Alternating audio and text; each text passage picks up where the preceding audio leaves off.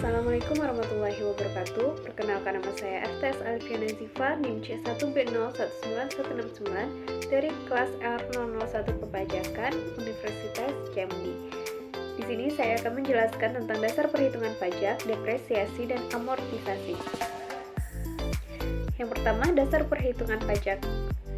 Dalam dasar perhitungan pajak, ada dasar pengenaan pajak yang terbagi menjadi dua, yaitu penghasilan kena pajak atau wajib pajak badan yang diperoleh dari penghasilan neto. Yang kedua yaitu penghasilan kena pajak atau wajib pajak orang pribadi yang dihitung dari penghasilan neto dikurang PTPK. Penghasilan neto adalah penghasilan bruto yang dikurang biaya yang diperkenankan Undang-Undang Pajak Penghasilan.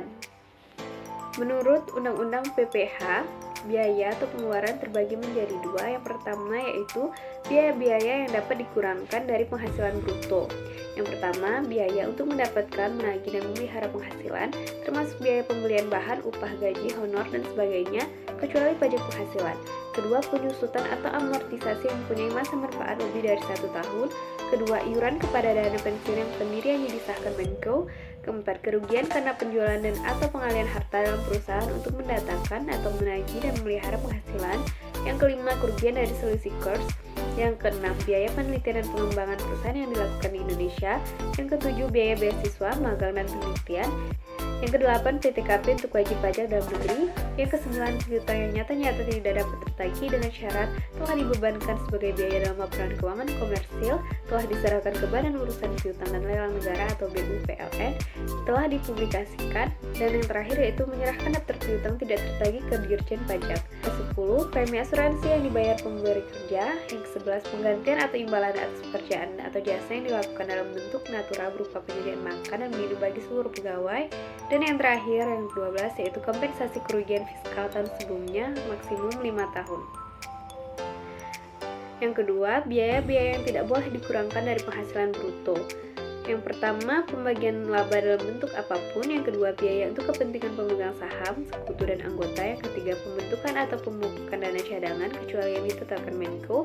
Yang keempat, premi asuransi kecuali yang dibayar pemberi kerja tersebut. Yang kelima, penggantian atau imbalan yang bersifat natura dan kenikmatan kecuali penyediaan makan dan minum atau yang ditetapkan oleh keputusan Menko.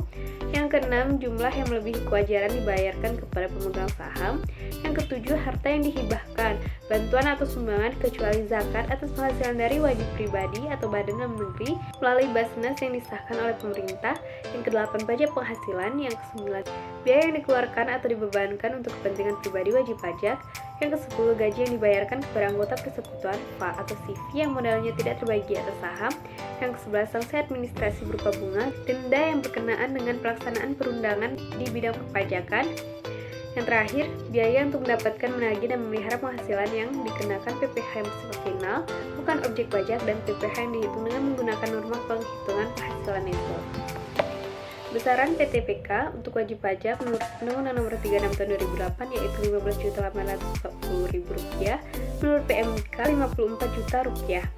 Tambahan untuk kawin menurut Undang-Undang Nomor 36 Tahun 2008 yaitu Rp1.320.000, menurut PMK Rp4.500.000.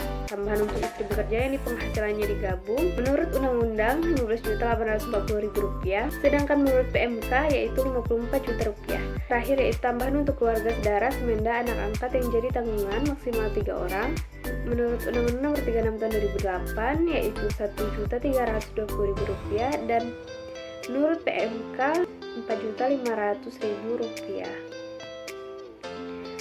Tarif pajak berdasarkan pasal 17 Undang-Undang PPH. Yang pertama, wajib pajak orang pribadi dalam negeri. Dasar pengenaan pajaknya 0 sampai dengan Rp50 juta.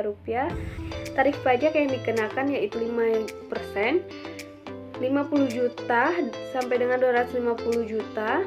Tarif pajaknya 15%.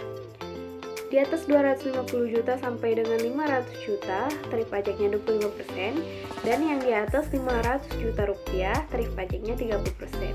Yang kedua, DPP wajib pajak badan dan BUT tarif tunggal 28% pada tahun 2009 dan menjadi 25% pada tahun 2010. Untuk wajib pajak badan masuk bursa diberikan tarif 5% lebih rendah dari tarif yang berlaku dengan ketentuan memenuhi syarat pasal 17 ayat 2B. Yang kedua, depresiasi. Depresiasi penyusutan untuk aktiva tetap berwujud adalah pengeluaran atas pembelian, pendirian, penambahan, perbaikan, atau perubahan aktiva berwujud kecuali tanah yang berstatus hak milik, hak guna bangunan, hak guna usaha, dan hak pakai yang dimiliki dan digunakan untuk mendapatkan, menagih, memelihara penghasilan yang mempunyai masa manfaat lebih dari 1 tahun. Tidak boleh dibebankan sekaligus, melainkan dengan depresiasi. Depresiasi harta berwujud dibagi menjadi 2 golongan, yaitu yang pertama harta tetap berwujud yang bukan bangunan, yang kedua harta tetap berwujud berupa bangunan. Sedangkan metode penyusutan yang diperbolehkan menurut undang-undang dalam depresiasi yang pertama metode garis lurus atau straight line method, yang kedua metode saldo menurun dan declining balance method.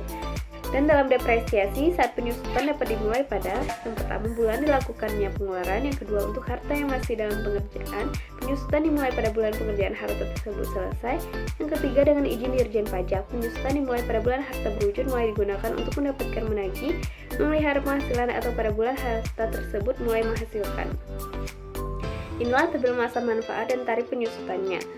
Kelompok aktiva tidak berwujud yang pertama bukan bangunan. Kelompok 1 masa manfaatnya 4 tahun, tarif penyusutan garis lurus 25%, saldo menurun 50%.